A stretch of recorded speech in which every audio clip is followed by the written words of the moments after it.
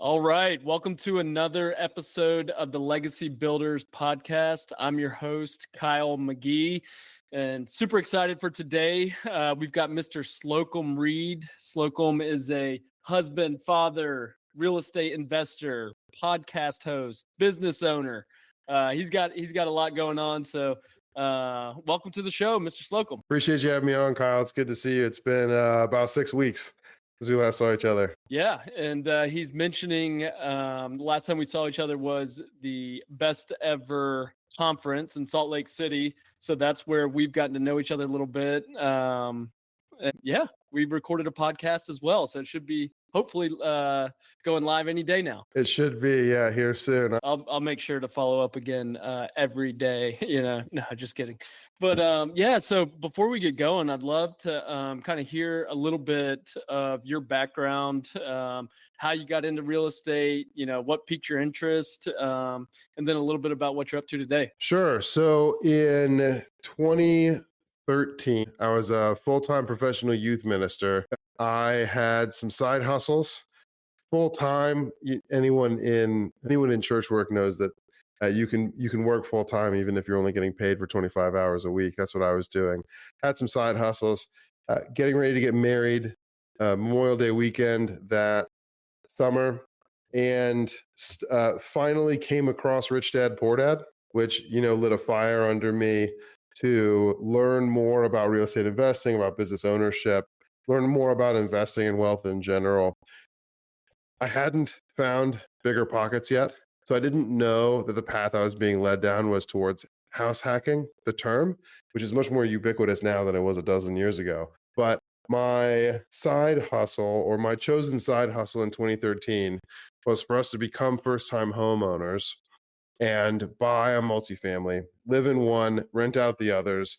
3.5% down FHA loan is not that hard to qualify for. We were still coming out of the Great Recession. That was the conversation. The Obama administration had just cut off grants for first-time home buyers, so we missed that, but there was still a push to get people buying homes again. Not the market that we're experiencing when this episode airs by any means. Very different moment in the market cycle for sure. But that was my introduction, was the process of getting a realtor, getting a lender, learning those things, reading books, and then finding the family that we eventually fell in love with, where our unit is actually my background here. This is where we lived. This was the first house hack that we had. It was a townhome style, 2-bed, 1.5 bath, 1,200 square foot apartment within a couple of blocks of the most interesting happening things in Cincinnati 12 years ago. So that's where it started. I came to real estate looking for a side hustle, fell in love, decided to make a career out of it, got licensed, did mostly residential sales, mostly working with investors for several years, kept a quarter-time youth ministry position on the side because it's work that I still love and am good at, that the world doesn't have enough of.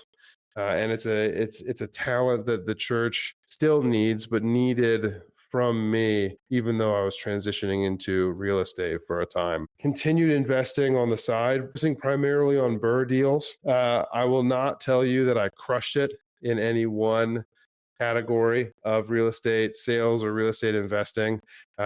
Became much more of a jack of all trades. What that looks like now, the fall of 2021 is when I really stopped acting like a full-time real estate agent and started focusing more on my own investing.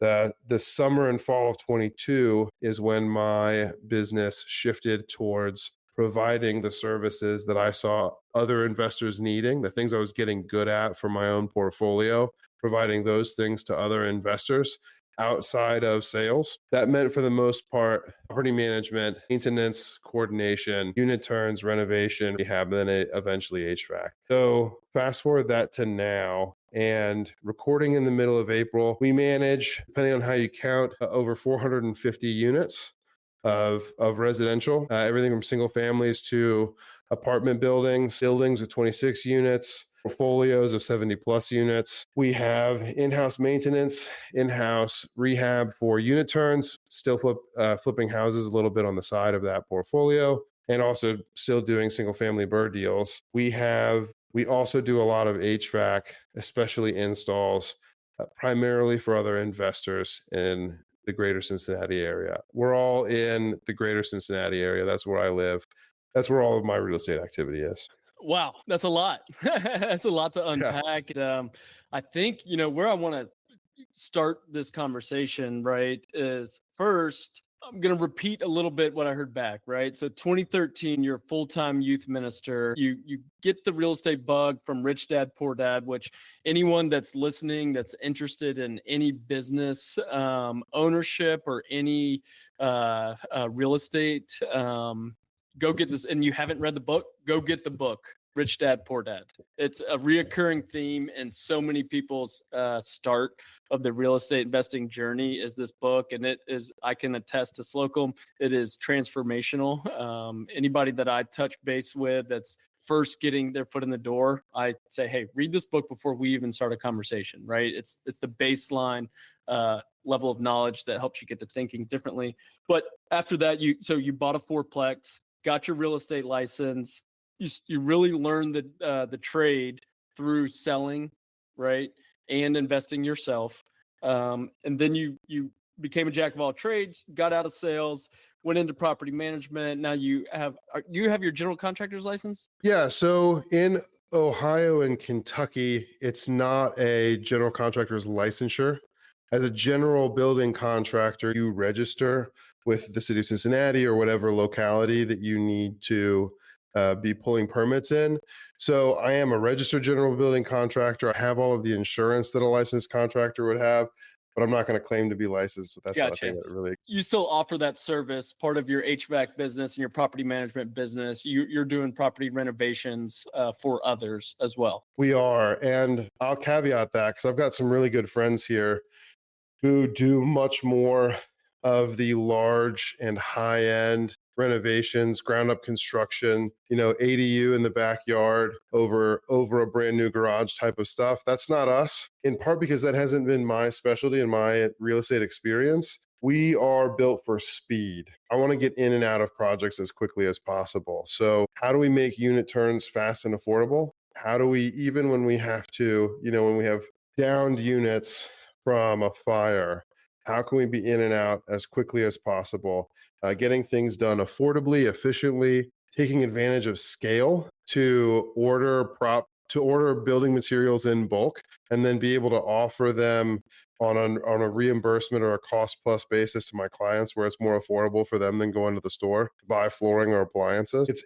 We're all about speed because I'm coming from the perspective of a landlord, not a general contractor. I need to get units turned quickly. I need to get these things occupied again quickly. So not your traditional, like, if you want a $100,000 kitchen, I'm not your guy. You want a $15,000 kitchen, I'm definitely your guy. In 30 days, right? Yeah.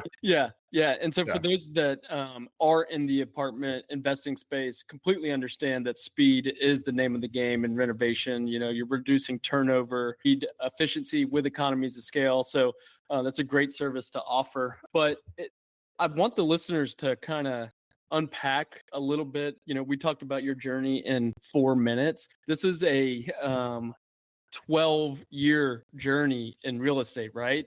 There isn't this overnight success to where you have all of these things going on. It is staying in the grind. It's, constantly learning, constantly surrounding yourself around big thinkers and other people to help elevate your thinking and your game. And so stick to the fundamentals and get after it every single day. And then you look back 10 years from now and you say, wow, I've accomplished a lot. So I think it's an important distinction to make.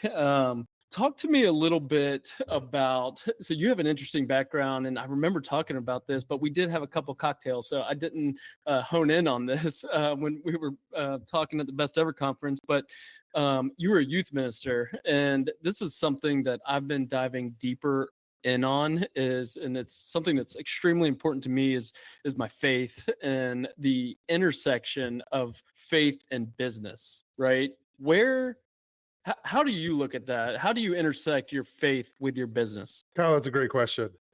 I'm excited to see what answer comes from this.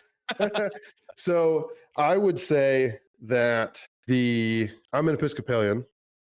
In the Episcopal Church, we take our baptismal covenant very seriously.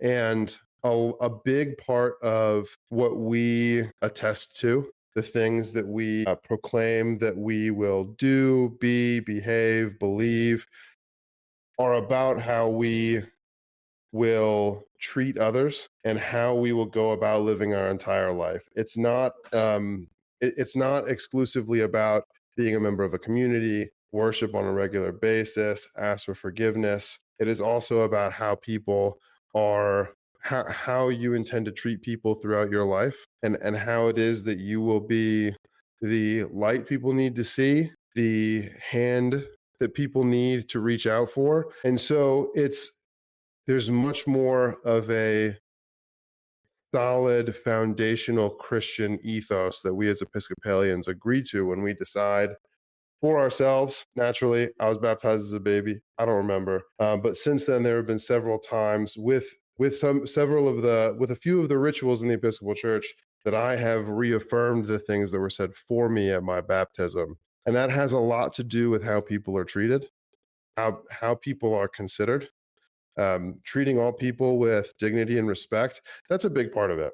So I am, give me a second here. I assume you're going to be able to cut out some of the awkward pauses.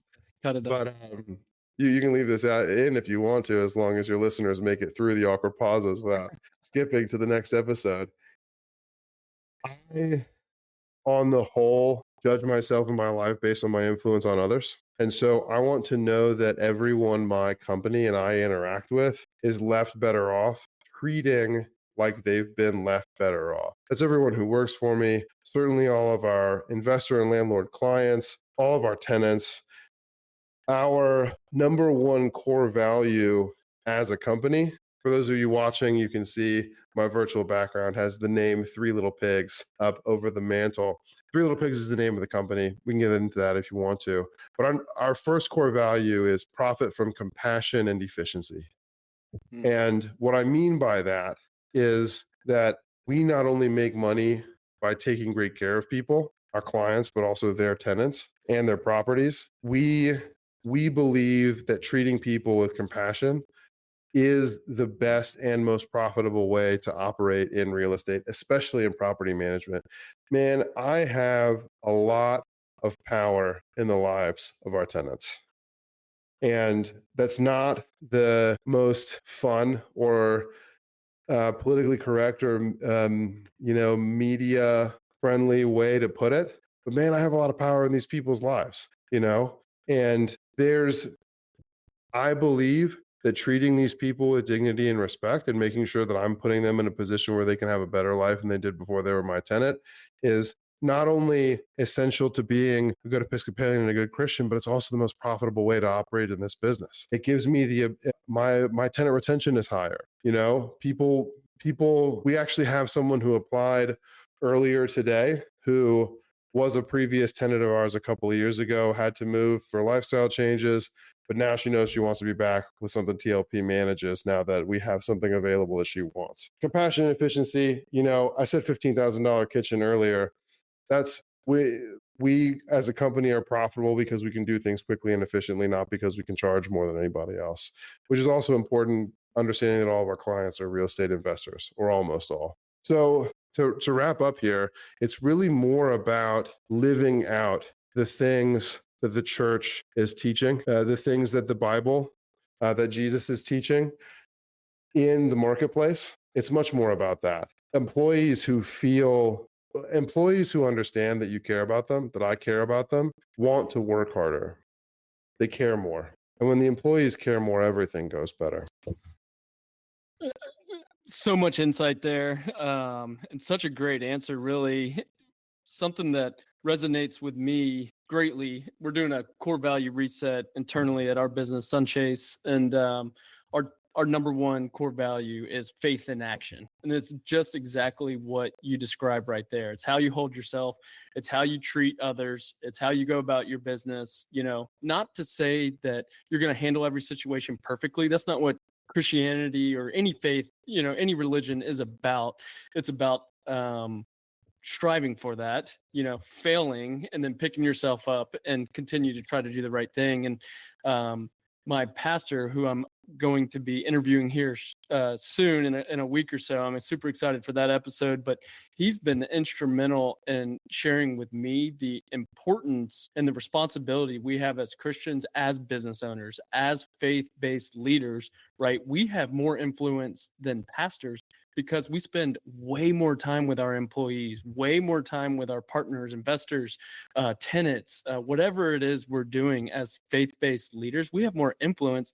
Church is once a week, right? That's an hour. You go to a lesson, or some people do Wednesdays and small groups and other things, but there's so much power and there's so much more peace as a faith-based leader. You see how people operate and how they handle adversity and how they treat their employees. And it's super encouraging to meet guys like yourself that do exemplify faith in the workplace. So thank you. Kind of segue in here, not really. I'd like to talk, the show's called Legacy Builders. If I remember correctly, you have small children? Yeah, my daughters are 5 and 2. 5 and 2. So what do you think you want your legacy to be 40, 50 years from now? Do you ever think about that? I don't think specifically about 40 or 50 years. I hope to still be here.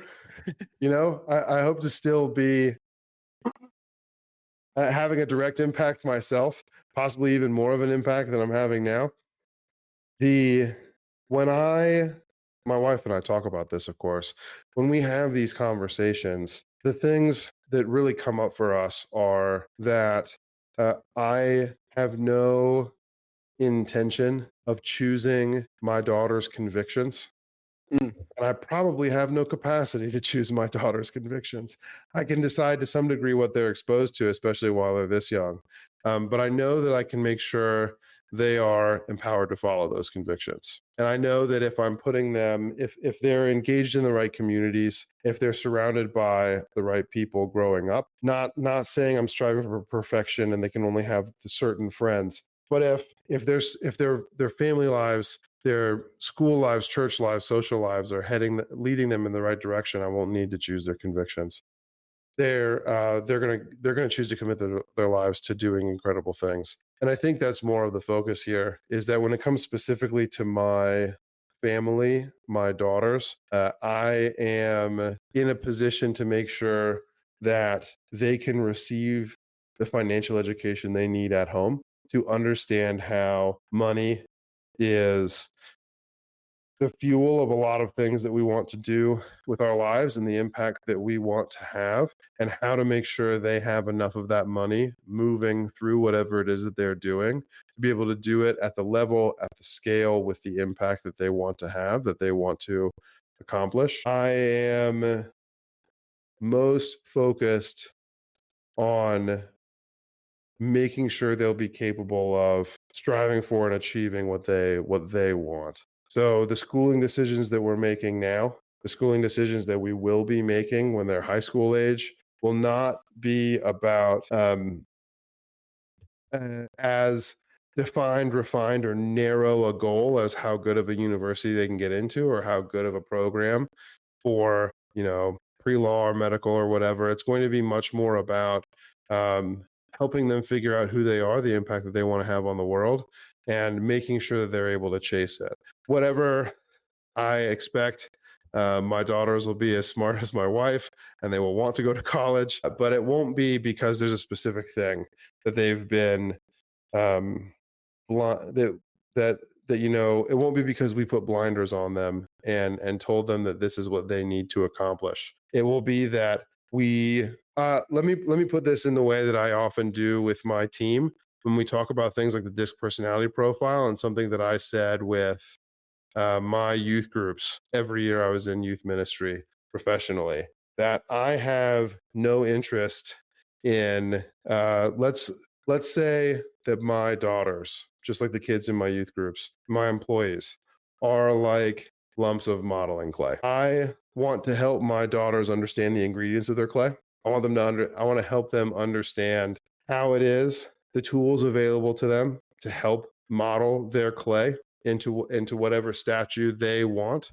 I want to make sure they understand what will and will not work based on who they are, the nature as opposed to nurture parts of their personality, and I want them to form themselves into whatever it is that they want their modeling clay to become. I have no interest in telling them what kind of, even if they need to be a statue.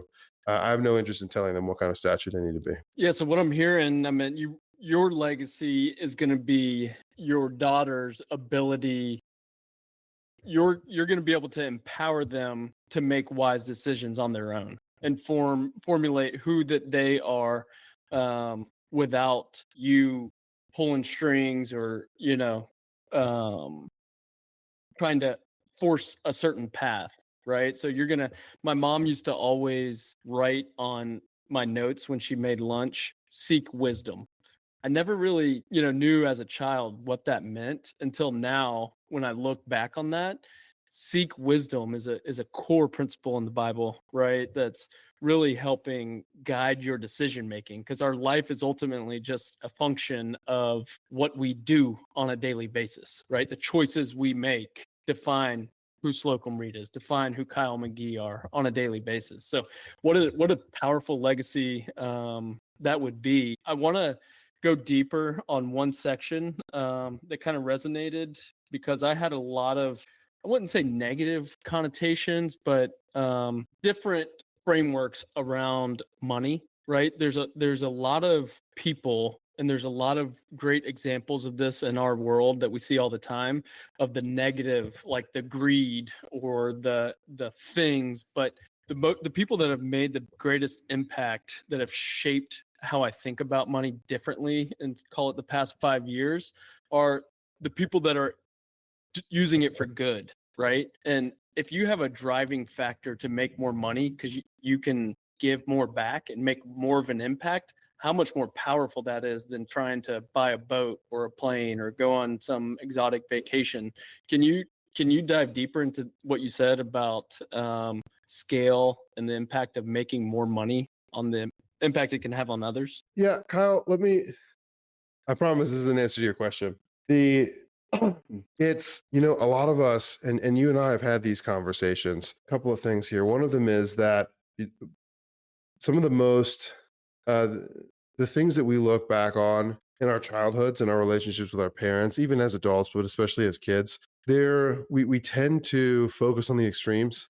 There are some great things that all, if not almost all parents give to their children, teach their children. And we're also impacted by the things that we learn that our parents didn't know. And so my parents growing up, my dad was a professor of philosophy. My mom was a parish priest. And so they had very impact focused careers with the low end of white collar salaries in the United States.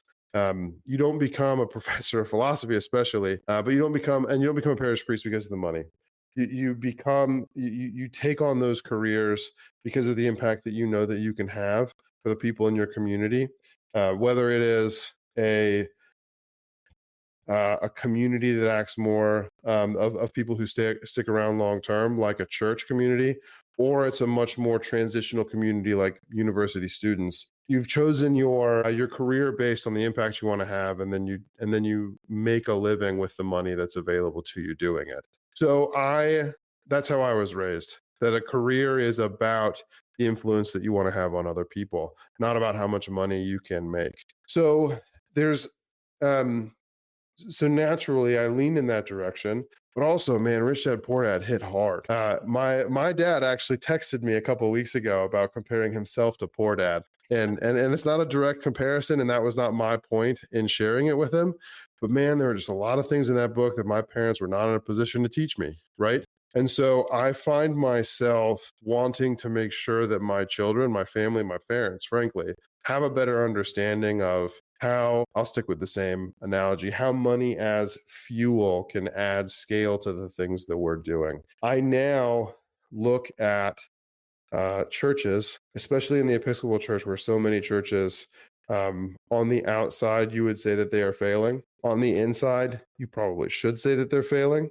Um, but my conversation, my thoughts on it are so different now. These churches are bad at sales. Like in Cincinnati, we have churches with growing membership where the people who show up are being positively impacted.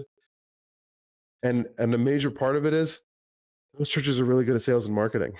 And the Episcopal Church just feels like that's foreign to them. Anyways, that's not your point.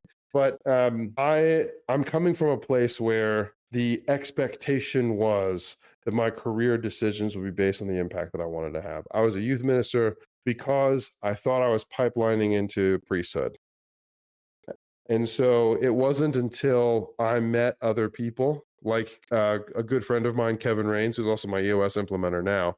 It's not until I met people like that who, in his example, had been church leaders, pastors, church planters, and realized that they were called to be in ministry outside of the church. It wasn't until I was exposed to more people like him and opportunities like that I realized that a calling on my life could be more places other than at church. Yeah, and that's a perfect segue for where I want to take this next conversation, because you've been a huge proponent advocate for masterminds. Like, I remember talking to you, and you're a part of the Cincinnati real estate investing mastermind. You're all in on best ever. You're a podcast host. You meet all these people. How has exposing yourself to these other types of people helped develop your mindset?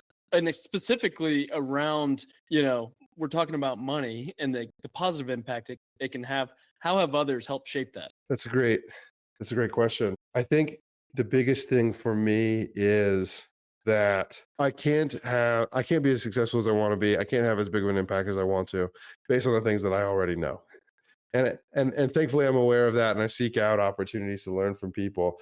But there are even things that I don't know that as soon as I hear them, it clicks and it's time to go take action on what I just learned. So an example of that in real estate was that if I hadn't started listening to podcasts when I did the Bigger Pockets podcast, and I hadn't started reading books and networking with other investors, the idea behind a Burr deal just wouldn't have even. I might have figured it out eventually, but I wouldn't have realized nearly how powerful it is, or how I don't want to say how easy it is to do, but how commonly it happens. The idea that you can buy real estate, rental real estate.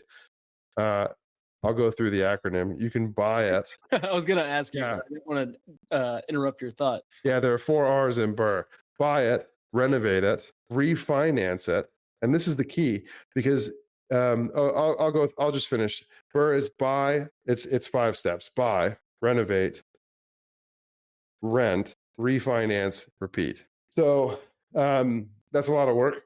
And it doesn't, having a fancy slick acronym doesn't, it kind of takes away how much work is involved in all of that. But man, the refinance piece is just like so powerful. The idea that you can, as long as you buy right and you know what you're doing when you renovate and you place tenants, the idea that you can get your capital, or even buy without using any of your own capital, into real estate, force appreciation to the real estate, get it rented so that someone else is giving you the money to cover all of the expenses and have money left over. And then when you go to refinance, assuming you did it correctly and you bought the right kind of deal, it appreciates for enough more than you put into it that you get all your money back, sometimes and then some. And not only do you, a year, 18 months after you bought this single family home, 3 family, my largest Burr deal as far as a 24 unit, this 24 unit, the idea that 18 months after you purchase it, you can have all your money back in the bank and then some, and have cash flow from people who are happy to be living there, paying you rent, which is mind blowing. And not pay taxes on that. Yes, and not pay taxes on getting the money out when you refi. And in several ways, your property tax basis is lower because you bought at such a discount off of what it would be worth after you force appreciation. There are a lot of ways that it's just a fantastic thing, but also there are so many nuances in there that like for someone who's not in real estate, the first time that you explain how a bird deal works to them, you can see their head explode, right? Those are the kinds of things that you don't learn about until you expose yourself to people who know things that you don't know. And I didn't realize that that was something I was looking for at the time, right? So I think a lot of it is a natural inclination for curiosity, wanting to learn, know how things work, but also um, and there's some confidence in that. I have a preference for learning from people I disagree with, Mm. because if they are good people and intelligent, chances are we disagree because of our difference in perspective. And if I can better understand their perspective, maybe I can understand where I'm wrong, or I can understand how I need to change my perspective. That happens a lot in real estate as well as in church life and elsewhere. A willingness to engage with people that I disagree with for the sake of better understanding where they're coming from and figuring out whether or not I should alter my perspective or my opinion based on the experience of others that I can't have. Yeah, that's so great. I've been nerding out on real estate, specifically what Slocum's talking about here for probably the past 8 years, and I still just get so hyped when anyone starts explaining about a burr. It's awesome. It is so powerful. It's game changing, and the IRS code promotes it because you're providing a service for people, right? You're providing housing, which or whatever type of asset class, right? And so you're doing good while doing good for yourself and your future family. It's so much good, right? If done properly. A lot of people screw up. Kyle, yeah. We were talking about Robert Kiyosaki, Rich Dad Poor Dad. Within the Rich Dad Company, Tom Wheelwright, he's a CPA. He wrote a book called Tax Free Wealth. And just we can get off this point in a moment, Kyle. But one of the fundamental point of that book is that the foundation of the IRS, the U.S. tax code, is to do two things. One is to fund the government. The other is to incentivize economic activity for the betterment of the country. And whoever is writing or modifying the tax code at the time, they get to decide what is and is not for the betterment of the country. But it's really helpful for everyone to understand that people who pay lower taxes with greater income get to do that legally because the way the tax code is written, their economic activity is for the betterment of the country, more so than the people who just receive a W-2 income. So good. So you're right.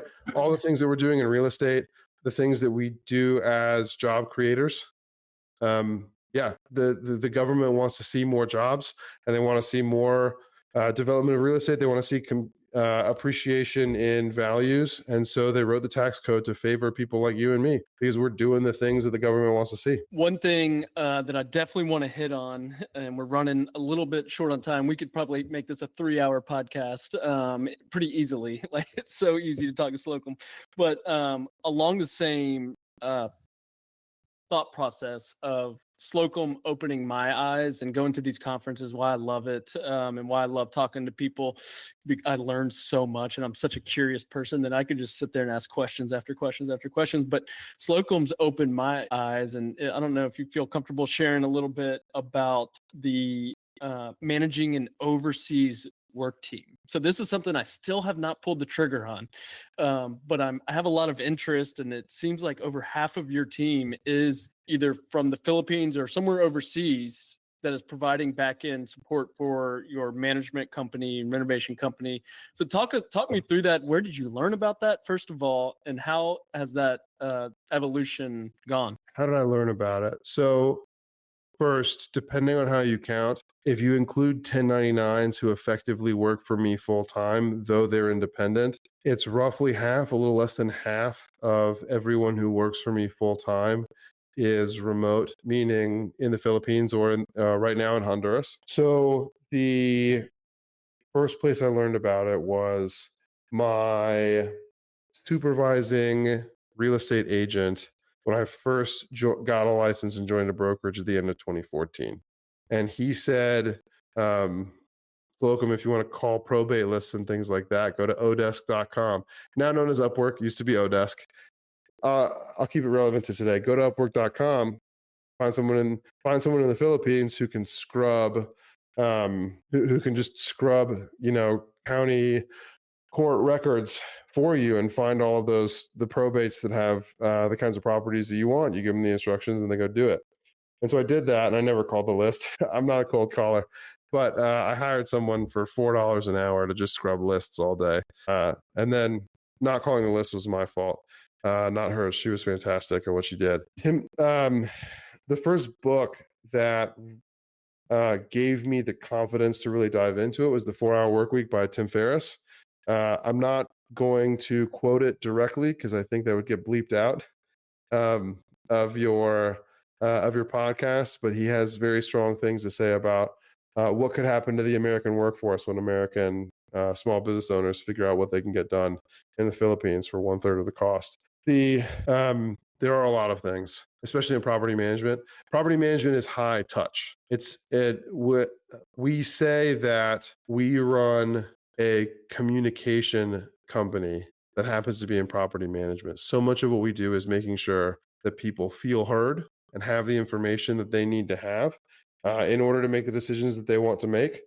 I can get a lot more labor hours. I can get a lot more human resources, more hours on the phone and phone calls in the Philippines than I can here. Interject in there. One of the big questions I have, so you say it's a high communication touch business point. Are your employees in the Philippines extremely great English speaking people? I have a couple answers to that. The first one is yes. The Philippines, they have an accent. You can tell they're not from the United States. And I tell them, don't hide it. We don't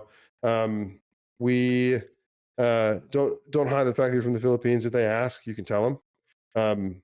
And you can tell them this, and I will tell them the same thing. Hiring people in the Philippines means that we can take more phone calls. We can call back faster. We can address maintenance requests. We can respond to inquiries on our rental listings faster. We can have more conversations with our tenants about the implications of telling us that you're moving out and making sure that the timing is right and reaching out and just saying, hey, I want to check in. It's been 3 months. Is everything going well? Do you have any maintenance issues? We can do that because I hire people in the Philippines. I'm sold right. A couple more things about the Philippines in particular. We're recording in April 2025, so I'll give you relevant numbers as well. But the number one industry in the Philippines, they call it BPO, which stands for Business Performance Optimization. That's a very Southeast Asian way to say call centers. Call centers in the English-speaking world, which is around the clock when you consider their proximity to Australia. But then when you look at the US, the UK, and Australia, it's almost always business hours in the English-speaking world somewhere. And so the Philippines is already accustomed to a 24-hour-a-day work cycle. Not that people work 24 hours a day, but that there are people working in that industry that would serve you and me 24 hours a day. Coffee shops, restaurants, public spaces are geared towards it, especially because it's so hot during the day. A lot of people prefer to do things at night anyway, so they have to go out. And with call centers being the number one industry, they're already being trained to have those conversations in English. I mean, I'm sure you're the same way. Within 5, maybe 10 seconds of a customer service call, I know when they're in the Philippines. I get frustrated every single time someone who works for me says the word kindly or writes it, because it is such a giveaway that you're a Filipino when you say kindly. There are a few more isms. I will say that I have learned specifically with Filipinos that I have to train to a much more granular level of detail. That there is a level of critical thinking that we, especially you and me, and most of your listeners as entrepreneurs and creative thinkers, there's a level of critical thinking that we don't even realize is critical thinking, of troubleshooting and problem solving that we don't realize we're problem solving, that does not naturally cross that cultural border. And so you have to figure out how to train to a granular level of detail. However, if you want to know, the conversation will be had the exact same way every time, that the exact same questions will be asked with your language. If you are concerned that you're going to have testers calling on your rental listings, asking if you accept Section 8 to see if you'll say no. And you have crafted exactly the language that your team needs to use to make sure that, well, first of all, in our company, we don't refuse Section 8 for any applicant who is qualified. So the answer is not no. But if you want to know that you've written a script and that your people on the phone are going to follow it every single time, man, Filipinos hands down better than Americans at staying consistent. Yeah, one last question on this. How difficult has it been to find the right people in the Philippines? Like, have you had to go through a lot of people? That's a good question. I would say, sorry, I had somebody just come into my office. Finding the right people in the Philippines, I would say first you need to know what it is that you're looking for. I'm a big fan of the disc profile. I mentioned it earlier. It's very easy to learn, understand. It's very easy to pick up on someone's inclinations within that profile, that personality system quickly. And so it doesn't matter where they are in the world. Your work, the work that you're offering to hire for, is going to be more aligned with one or two of the four personalities than the others. And so it doesn't matter where you're going right now. I've got a maintenance supervisor position on Indeed right now, and one of my Filipina VAs is reaching out to everyone whose qualifications check the boxes because I can train her on that. And she's reaching out and saying, "Hey, we're interested in following up with you. Please take this disc assessment." They're emailing the results to her. And if they have the personality that fits, that's when she sends them to me. And that's when I get involved. So you need to know, regardless of where in the world your people are, that they're a personality fit for the kind of work that you're going for. And then always check references. After that, I have learned that as soon as I get one or two really good virtual assistants, I can let them handle the hiring process, or at least the job posting and sharing marketing process, until we get to the final round or so. And that's when I need to step in and make decisions. They're going to know people within their sphere. If they are, great quality employees who have been taken ownership of their role, gotten results, then those are the kinds of people that they associate with, and those are the people they're going to bring. I will also say one more thing here, Kyle, that right now, again, April 2025, I am, because of the flexibility of working from home and not having to deal with Manila traffic. No, LA, New York, you don't know what traffic is until you've been to a third world country, major metro area. The fact that they can work from home, I am poaching mid-career, climbing the corporate ladder employees for $8 an hour. That's exactly what I wanted. I'm talking about people in their early 40s who have 10 or 15 years in an industry that has some sort of applicability to what I want to do. Business analysts for life insurance companies are coming to help me better understand better analyze my leasing process and better understand the metrics of the market, so I don't have to dig through all that stuff myself. So yeah, the talent pool there. Can you touch just a little bit more on what because one of the perspective changes I had is like, man, you're hiring someone for $7 an hour, like, that is criminal.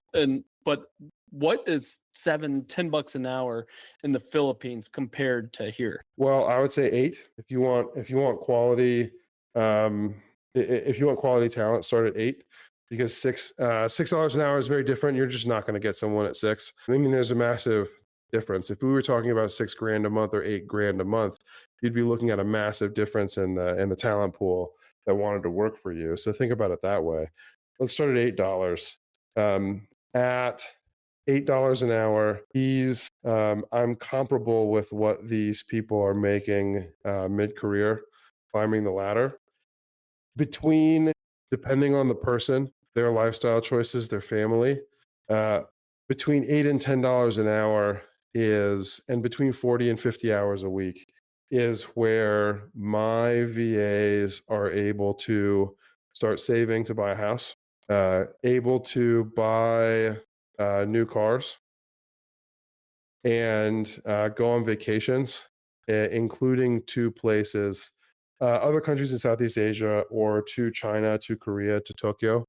So obviously, a vacation, as soon as you're in Japan, it costs the same, whether you're making a US salary or a Filipino salary, but they have that flexibility. I mean, we're talking about being able to pay their bills, but also establish a firm financial foundation. These are things that I can't, these are things that I couldn't do for as many people in the United States. Yeah, such an impact. I've got 2 pages of notes just on this. Selfishly, dug in a little bit deeper right here because haven't made the leap. But as you scale and need some of these tasks done, it's tough to be able to afford it, right?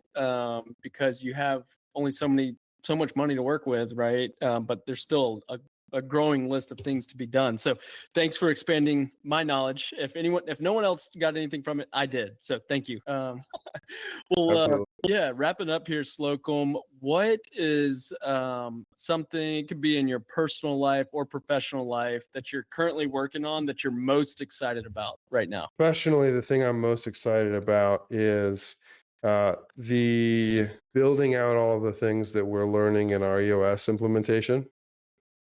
I don't know if it was I read every Gino Rickman and Pat Lencioni book before listened to Audible at 1.7 to 2x speed. Let's be real here. I have ADHD. The I listened to all the books going into our first day of consultation with Kevin Raines again, who I'd be happy to share with anyone who reaches out to ask about connecting with him. I don't know if it was more obvious or more eye-opening to my leadership team or to me that out of the 6 to 7 spots we should have on the leadership team, I am currently 4 or 5 of them. So we used the example of a boat. That 3 years ago, we were a sailboat capable. My company was a sailboat capable of crossing the ocean. It's a lot of work, but one person probably can do it. You don't want to be alone crossing the ocean on a sailboat, but you probably can do everything yourself, especially if you have good navigation, you can avoid storms. But we're beyond that now. We're like, mega yacht size. And I'm still running around this mega yacht trying to do everything myself. Run the engines, fix things, be on the bridge, navigate the GPS, patch the holes, get the water out, And so just the thing that I'm most excited about is elevating leaders in my team to take over a lot more of those responsibilities and be accountable for a lot more of the operations within the company so I can focus on the big picture stuff. Doing more podcasts like this one, but also be more focused on strategy. I don't remember the author's name, but a CEO only does 3 things, or a great CEO only does 3 things: vision, people, and money. Uh, and by money, just making sure there's enough money to keep the business going. So that's really what I'm excited about, is getting leaders elevated, fixing some of the holes in the boat that we currently have, and getting to the point where I can focus on the higher leverage, higher value stuff, and also get more of my time back for my family.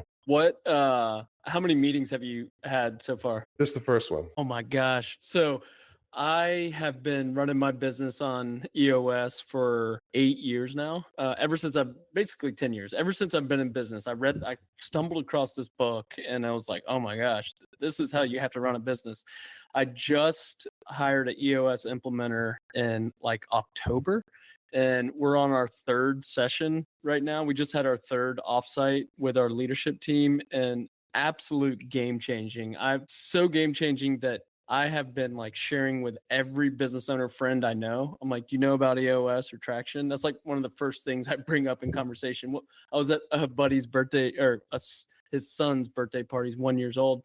And I was talking to a buddy, and the first thing I asked him, I was like, hey, you know about EOS and traction? Because if not, you need to. But man, you have so much more to look forward to. I'm only like just a couple steps in front of you. And The reason why we waited so long to have our first session and why we're waiting 2 months to have our second session is because a member of my leadership team is in the Philippines, Kyle. She manages a team of 5 people, and elevating her means letting her run the property management company.